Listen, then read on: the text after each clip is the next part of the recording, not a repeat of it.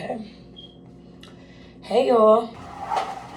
So I'm going to try to keep things in order. Today I went to the doctors and I wanted to talk to them about a whole bunch of stuff. But before I even put those videos up, let me go ahead and address all of this stuff. And yes, I am officially a fat bitch. Okay, so, boom. What made me want to do a home birth and go natural?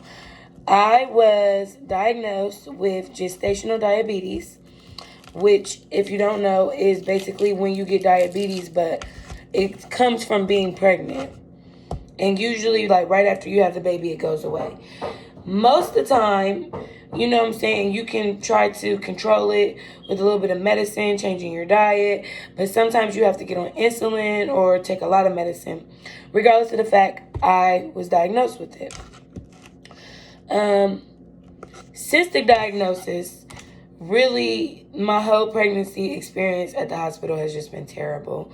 Dealing with the hospital at all has just kind of been traumatic for me. I'm not gonna say I didn't think I could have kids, but everybody else thought I couldn't have kids because all my peers were already having kids and I wasn't. With that being said, when I found out about my son, it was really early. Like I was probably like 3 weeks, 4 weeks. And I was having like some stomach problems. So I went to the emergency room. And that's how I found out I was pregnant. But when I went, they ended up telling me that I was actually having a miscarriage. Yeah. So like I cried because I was finally pregnant. And then I cried because my baby was dying.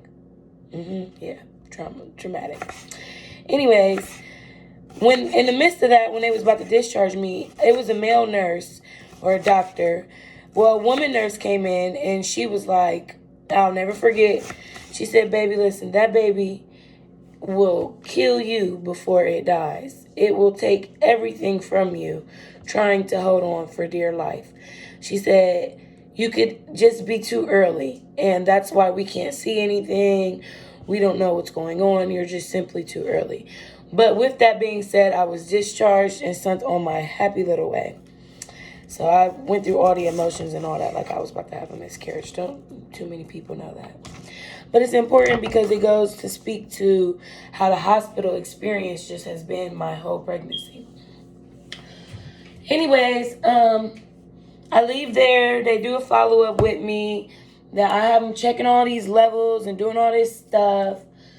And I end up not miscarrying, obviously. But it was just that I was too early. That's why I'm saying I was probably like 3-4 weeks. Like most people catch their pregnancy maybe 7 weeks in, 6 weeks in. You missed a period. You're nauseated. I'm like really in touch with my body. So I caught that shit early because something wasn't right. That's why I was even at the hospital. Okay. So with that being said, boom, fast forward to 20 weeks later. And then you start to have to do all these tests and all this funky stuff. And then I do my glucose test and they tell me I have diabetes. They want me to, if you ever seen anybody, they want me to like poke my finger 4 times a day. They want me to do it as soon as I wake up. Like don't drink no juice, no pop, no water, no nothing. Like just as soon as you open your eyes, you need to be testing. Then they want me to eat breakfast and wait 2 hours and test. Then they want me to eat lunch, wait 2 hours and test. Then they want me to eat dinner. Same thing. Repetitive, tedious, freaking annoying. But really important if your sugars are high. I don't want anybody to think that I just don't care about my health. That was never the case. The main issue with this, what they want me to do is when I was coming into the hospital and I wasn't doing it necessarily 4 times a day, or I would tell them, like, my eating schedule isn't one-sided. Like, right now, it's like 11 o'clock at night. Like, so when I wake up to come to my doctor visit at 8 o'clock in the morning, I haven't went a whole 8 hours without eating anything. So my sugar levels might look a little different.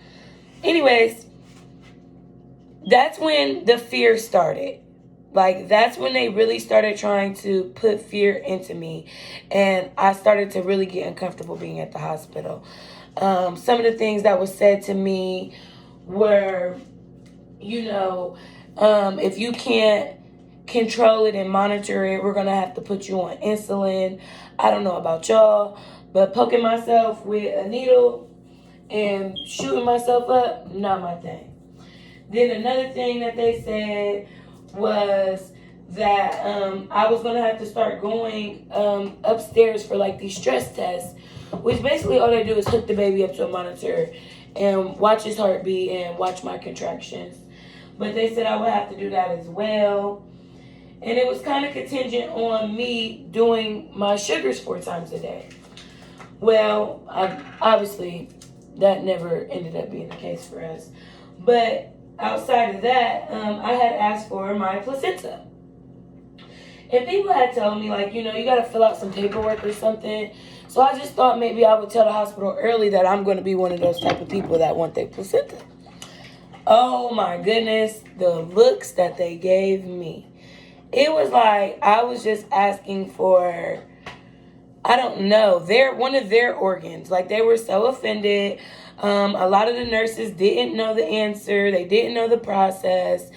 And it's just thing after thing. I was becoming so uncomfortable. Like, I don't know why I have to feel like a bad person because I missed the day of testing or because I want to keep my placenta. So that really had a lot to do with why ultimately so late into my pregnancy, I'm doing a home birth. When I first found out, I didn't even get to be excited because the hospital told me the baby was dying.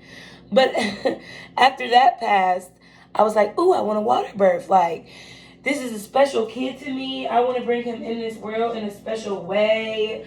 Like, that would be so amazing. So then I started calling these hospitals. I called Riverside, St. Anne's, Grant, stuff like that. If you're from Columbus, Ohio, you know what I'm talking about. If you're not, whatever. You just start calling hospitals. And nobody does water birth. Like, it's like I'm asking for, I don't know, an alien or something. So with that being said, I kind of just left it alone. Like, you're being extra, Shay.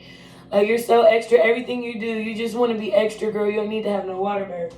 So I stayed with the hospital. But then after the diabetes, the placenta, the mean looks, the way they were treating me, you know what I'm saying? The force of medication, because I let them know that I didn't want an epidural. I had no problem being at the hospital. I just did not already want to have an epidural. I really wanted to go as natural as possible. Epidural, whole nother video if y'all want me to do that as well, because do y'all know how they make them? And do y'all know what's in them? Now, I haven't felt the contraction, so maybe I'll get it and be like, oh no, give me all those drugs. But honey, no. It's like serious drugs in them. That's why it can mess up your back forever. Then on top of that, if don't nobody know why you might want to keep your placenta, other than the fact that it's just your bodily organ, like you can encaps it, you can bury it, you can keep it, eat it, throw it away. You can do anything with it, but it's yours and you should have the right to keep it. Both those topics I feel like deserve their own video. This video is just simply why I'm doing a home birth, which as you can see is kind of long. Anyways, with all that being said, my last straw was right around 36 weeks. I decided I had took my sugar and it was like 151. If you guys don't know the sugar range probably, but they're not supposed to be over 120 if you're pregnant. So when it was 151, I'm like, what am I doing wrong? Like, you know what I'm saying? And that's a whole nother video, because I cut out, you would think sugars, okay, no Little Debbie's, no Kool-Aid, you know what I'm saying? Eat your salads, eat your vegetables. No. Almost everything that we eat breaks down to sugar, and that's not a race thing. That's just a big thing with our food, period. It's trash. That's why so many people are going vegan. They're going keto or whatever that stuff is. Like, it's just so many different ways to try to not ingest all that stuff, because I cut all that out. I don't be eating candy bars and Debbie's or nothing, but I might eat some Cheez-Its or a fiber bar or I don't freaking know, some pasta, like a bagel. All of that stuff is sugar, but that's a whole nother video too. Anyways, when I seen it, and this is how detailed it is because I really remember it. When I seen the 151, I was like, there's no way. Like, there's just not no fucking way. And I retested it again. And when I retested it, I got like 130 or something. Now, that don't really probably sound crazy to y'all. But if I go in there, if I'm supposed to be at 120 and I go in there and I'm at 125, they literally like, we need to increase your medication. You need to get on insulin. So I'm like terrified every time I go to poke myself. Like, please don't be 2 numbers over because I don't want to fucking be on insulin. Anyways, I don't know if I'm going to make these kids friendly. I cuss a lot, so it is what it is. I'm just letting y'all in on this stuff. Anyways, when I test again, the numbers is wrong. I do it 3 times in a row. I get 3 different numbers. So when I go back to the hospital, I mention it to them. And this was when it went downhill. I had this white nurse lady, and she was just being so nasty about it. And she just didn't understand. And I was trying to explain to her, like, not only is testing excessive, but if the numbers aren't accurate, it makes me even more unwilling or not wanting to test. And I was on the phone with my girlfriend, and I happened to be on my MyChart, and I just so happened to click on the notes from the doctor. I'm 36 weeks, you guys. I've never done this before. I don't care about the notes from the doctor. Do y'all know that this lady wrote in the notes that, in quotation marks, it's just doing too much, and I simply won't do it. Now, that's cool, because I probably did say something along them lines. But, girl, why don't you put in there that I'm getting inaccurate reads, that I'm concerned about the dosage of medication y'all have me on, you know, all this other stuff. So it just really rubbed me the wrong way. Like, so ever since then, I've just been over it. So then the following week, I go back. I express my concerns. I'm thinking I'm going to get the same nurse lady because I'm ready to let her have it. It's somebody else. I express my concerns. They end up finally bringing in a doctor who brings in a nurse that's like, why don't you test on your machine and I test on my machine and we see if we get the same numbers. So I'm like, yeah, cool. That's cool. Like, we can do that. So literally, I tested on my machine and she's like, is that how you always test? And I'm like, yeah, they told me just to wipe my finger with alcohol and then poke myself with the needle and then put the blood on there. And she's like, no, sweetheart. You have to dry your finger off first after you do the alcohol thing or whatever. She's like, you have to push that blood out, wipe it off, and then push new blood out. And that's the blood you test. No lie, y'all. I'm 37 weeks. Like 37 weeks, and they're just now telling me how to properly test. Anyways, my numbers literally come down 40 numbers from testing properly. So, like, I was like 100 and something. When we did it right, I was like in the 80s. Ridiculous. So I'm like, okay, they really tripping now. And then I think also that week, that's when she let me know about the COVID restrictions, that I might not be able to have a visitor. If they come, they can't leave, you know, all that stuff. Well, I guess everybody don't know. Basically, you can only have one person. If they come, they cannot leave. If they leave, they have to stay gone. No visitors. Like, you know, it's very strict right now with COVID. But okay, whatever. I have to accept that. Well, then, as time goes on, I'm hearing that you have to do a COVID test if you come in to have a baby. So I ask about that as well. And they basically tell me it's true. You have to get a test done. I said, well, what if your test comes back positive? Because what I'm really thinking is, what if you refuse it? And she's like, well, then we would have to give birth to you in like a hazmat suit, and we would have special gear on, and you would be on the COVID side of the hospital.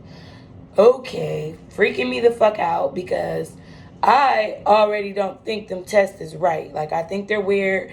I think it's some weird stuff going on with them. Like, I know that they're giving false positives. I know that COVID is real, but I definitely think that it's over-exaggerated, and it's just some weird stuff going on behind it. So with that being said, now I'm assuming if I refuse, it's going to be the same thing. They're going to put me in a hazmat suit, all this other stuff.